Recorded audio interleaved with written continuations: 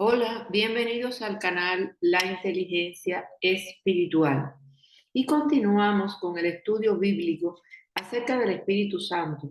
Hoy le hemos llamado al podcast Sellados por el Espíritu Santo. Sabemos que todo aquel que recibe a Cristo como su único Salvador es sellado por el Espíritu Santo, teniendo el privilegio de considerarse morada de Él. Dios es el que nos mantiene firmes en Cristo, tanto a nosotros como a ustedes. Él nos ungió, nos selló como propiedad suya y puso su espíritu en nuestro corazón como garantía de sus promesas. Segunda de Corintios 1 del 21 al 22. Dios nos ha marcado como pertenecientes a Él. El Santo Espíritu mismo sirve de garantía del compromiso divino de completar su obra en nosotros. Por lo que con toda la razón la palabra enfatiza que el que no tiene el Espíritu Santo no es de Cristo. Sin embargo, ustedes no viven según la naturaleza pecaminosa, sino según el Espíritu, si es que el Espíritu de Dios vive en ustedes. Y si alguno no tiene el Espíritu de Cristo, no es de Cristo. Romanos 8:9. El Espíritu Santo es el poder de Dios o su fuerza en acción. Ser sellados con el Espíritu Santo se asegura a través de creer en Cristo. El mismo Espíritu Santo es el sello. Ser sellados significa que somos propiedad de Dios. A pesar de todo, el fundamento de Dios es sólido y se mantiene firme, pues está sellado con esta inscripción: el Señor conoce a los suyos, y esta otra: que se aparte de la maldad todo el que invoca el nombre del Señor. Segunda de Timoteo 2:19. También la Biblia dice: en él también ustedes, cuando oyeron el mensaje de la verdad, el evangelio que les trajo la salvación, y lo creyeron, fueron marcados con el sello que es el Espíritu Santo prometido. Este garantiza nuestra herencia hasta que llegue la redención final del pueblo adquirido por Dios para alabanza de su gloria. Efesios 1 del 13 al 14.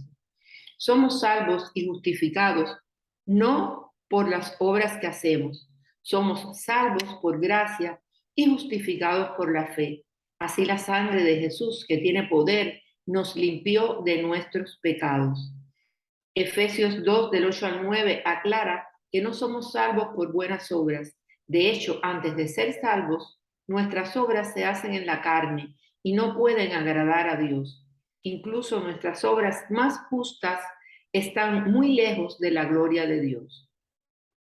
Si bien todos nosotros somos como suciedad y todas nuestras justicias como trapos de inmundicia, y caímos todos nosotros como la hoja, y nuestras maldades nos llevaron como vientos. Isaías 64:6.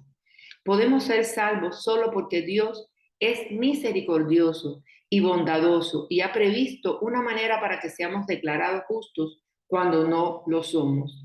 Cuando Jesús se hizo pecado por nosotros, heredamos su justicia. Mediante la salvación cambiamos las acciones que son como trapos de inmundicia, producidas por nuestro propio esfuerzo, por la perfección de Cristo y las fuerzas y poder de su Espíritu Santo. En la salvación, el Espíritu Santo se mueve en un corazón arrepentido. Así lo vemos en Hechos 2:38. En Romanos 13:14 dice la palabra de Dios: sino vestíos del Señor Jesucristo y no proveáis para los deseos de la carne. Pedro, en su sermón el día de Pentecostés, dijo: arrepentíos y bautícese cada uno de vosotros en el nombre de Jesucristo para perdón de los pecados, y recibiréis el don del Espíritu Santo. Hechos 2:38. Entonces, y a partir de este momento, nuestro yo ya no es el Señor y regulador indiscutible de nuestras vidas. Jesús es ahora el centro. Eso es lo que significa decir que Jesús es Señor. Todo ha cambiado porque vamos a tener la mirada en Jesús, autor y consumador de nuestra fe. Hebreos 12:2. Empezamos a ver la vida desde la perspectiva de Dios, no desde la nuestra. Por tanto, de la manera que habéis recibido al Señor Jesucristo, andad en él, arraigados y sobreedificados en él, y confirmados en la fe, así como habéis sido enseñados, abundando en acciones de gracia. Todo aquel que es nacido de Dios no practica el pecado, porque la simiente de Dios permanece en él, y no puede pecar porque es nacido de Dios. Primera de Juan 3:9. En otras palabras, observaremos una disminución de pecado en nuestra vida. No continuaremos practicando el pecado como una forma y estilo de vida. Habrá una diferencia entre la antigua vida sin Cristo y la nueva vida en Cristo. El cristiano nacido de nuevo produce frutos dignos de arrepentimiento. Mateo 3:8. La salvación nos permite vivir en el Espíritu y así poder hacer buenas obras. Gálatas 5:16. En el Evangelio de Juan vemos que Jesús se refirió al Espíritu Santo como una guía, como quien nos ayudará en la tierra. Muchas cosas me quedan aún por decirle, que por ahora no podrían soportar, pero cuando venga el Espíritu de la verdad, Él los guiará a toda la verdad, porque no hablará por su propia cuenta, sino que dirá solo lo que oiga y les anunciará las cosas por venir. Él me glorificará porque tomará de lo mío y se lo dará a conocer a ustedes. Todo cuanto tiene el Padre es mío, por eso les dije que el Espíritu tomará de lo mío y se lo dará a conocer a ustedes. Juan 16, del 12 al 15. En el Nuevo Testamento, el Señor nos promete la presencia del Espíritu Santo, no de manera temporal como ocurría en el Antiguo Testamento, que descendía sobre una persona para empoderarla en la realización de algo específico y luego regresaba al Padre. Jesús prometió no dejarnos desamparados, estaría con nosotros por medio del Espíritu Santo. En este caso, su presencia sería un regalo permanente para los nacidos de nuevo. El Espíritu Santo tomará las cosas que hablan el Padre y el Hijo y nos las revelará. El Espíritu Santo nos da la esperanza que se basa en la gracia de Dios, la cual significa el favor inmerecido de Dios. Nuestra esperanza trasciende el obtener cosas terrenales para alcanzar las eternas. Se centra en que Dios nos hizo renacer para una esperanza viva por la resurrección de Jesucristo y nos da valor para proseguir en la fe y en el amor hasta el fin de los tiempos. Es una ayuda verdadera y práctica. Nos ayuda en tiempos de dificultad cuando soplan vientos contrarios. Nos anima el corazón y nos conduce a servirle con amor a nuestro Padre Celestial. Es la esperanza de que sus promesas sean cumplidas, que el Dios de la esperanza los llene de toda alegría y paz a ustedes que creen en Él, para que rebosen de esperanza por el poder del Espíritu Santo. Romanos 15:13. Efesios 2:10 dice, porque somos hechura suya, creados en Cristo Jesús para buenas obras, las cuales Dios preparó de antemano para que anduviésemos en ella. El objetivo de Dios al salvarnos no es solo rescatarnos del infierno, sino también que reflejáramos su carácter y bondad en el mundo. Dios se complace al ver que nos parecemos más a su Hijo. Romanos 8:29. Fuimos creados a la imagen de Dios. El pecado estropeó esa imagen.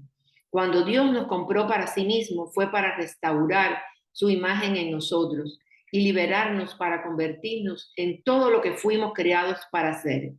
Cuando el Espíritu Santo viene a morar dentro de nosotros, nos mueve a hacer cosas que glorifican a Dios. Juan 14:26. Nuestro deseo de agradar a Dios crece y crece a medida que lo comprendemos y lo vivimos. Ese deseo de complacer a Dios resulta en una vida en Cristo y en buenas obras, en honrarlo y glorificarlo. Las buenas obras no producen salvación. Las buenas obras son el producto de la salvación. Jesús dijo a sus seguidores, así alumbre vuestra luz delante de los hombres, para que vean vuestras buenas obras y glorifiquen a vuestro Padre que está en los cielos. Mateo 5:16. Es necesario que entendamos y vivamos estas verdades espirituales como expresión de la presencia del Espíritu Santo en nosotros. Los discípulos tuvieron la capacidad de entender las verdades espirituales cuando recibieron el Espíritu Santo. Igual nos pasa a nosotros cuando lo recibimos y somos llamados hijos de Dios para estar llenos de su presencia. Ahora bien, Dios nos ha revelado esto por medio de su Espíritu, pues el Espíritu lo examina todo, hasta las profundidades de Dios. En efecto, ¿quién conoce los pensamientos del ser humano, sino su propio Espíritu que está en él? Asimismo, nadie conoce los pensamientos de Dios, sino el Espíritu de Dios. Nosotros no hemos recibido el Espíritu del mundo, sino el Espíritu que procede de Dios, para que entendamos lo que por su gracia Él nos ha concedido. Esto es precisamente de lo que hablamos, no con las palabras que enseña la sabiduría humana, sino con las que enseña el Espíritu, de modo que expresamos verdades espirituales en términos espirituales. El que no tiene el Espíritu no acepta lo que procede del Espíritu de Dios, pues para él es locura. No puede entenderlo porque hay que discernirlo espiritualmente. Primera de Corintios 2, del 10 al 14. Pablo se refería a una sabiduría de cosas que ojo no vio, ni oído oyó, ni habían subido al corazón del hombre, solo están preparadas para los que aman a Dios y son reveladas mediante el Espíritu Santo que mora en nosotros. Es por eso que las verdades espirituales son un misterio para el mundo y se revelan cuando recibimos el bautismo del Espíritu Santo. Esta es la base y fundamento para desarrollar la sabiduría e inteligencia espiritual y también el discernimiento. El bautismo del Espíritu Santo significa recibir poder mediante los dones para testificar acerca de Cristo y dar cumplimiento al propósito de llevar el mensaje del Evangelio y las correspondientes señales de que existe un Cristo resucitado y dar eficacia a nuestro testimonio y proclamación. Es la hora de la gracia de Dios en nosotros, los creyentes, para que todos los que tengan fe en Cristo y hayan nacido de nuevo tengan su autoridad.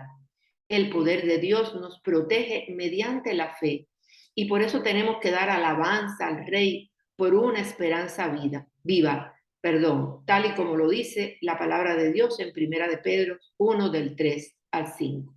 Alabado sea Dios, Padre de nuestro Señor Jesucristo, por su gran misericordia nos ha hecho nacer de nuevo mediante la resurrección de Jesucristo, para que tengamos una esperanza viva y recibamos una herencia indestructible, incontaminada e inmarchitable. Tal herencia está reservada en el cielo para ustedes, a quienes el poder de Dios protege mediante la fe, hasta que llegue la salvación que se ha de revelar en los últimos tiempos.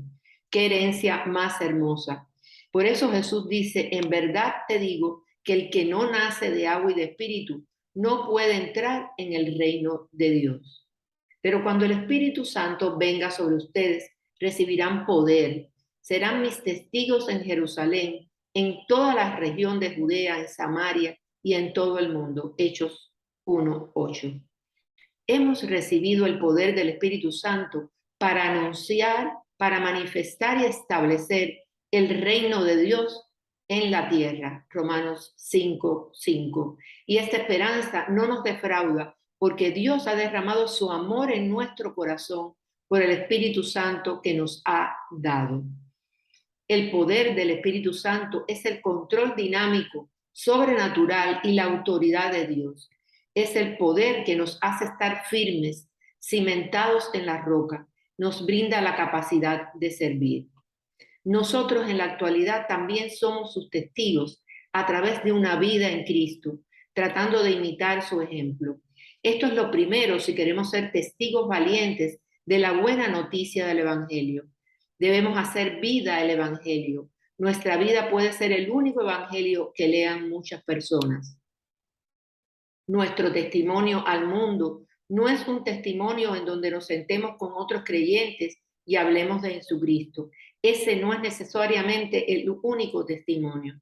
En un mundo hostil y diabólico, Cristo es el objeto de nuestro testimonio. La gloria y la honra es para Jesús. El testimonio está enfocado en Jesucristo. Nosotros somos el vehículo llevando el testimonio que procede del Padre por el Espíritu a partir de nosotros. No perdamos esta oportunidad.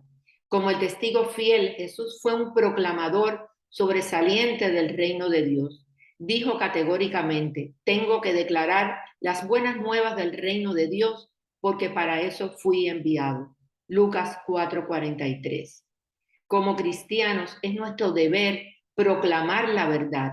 Cada vez que hablamos de Jesús, cada vez que proclamamos su palabra, nos convertimos en testigos de la verdad. Mantengámonos firmes, ceñidos con el cinturón de la verdad, protegidos por la coraza de justicia y calzados con la disposición de proclamar el evangelio de la paz. Efesios 6, del 14 al 15. Oremos igual que lo hizo Pablo en Efesios 3, del 16 al 19.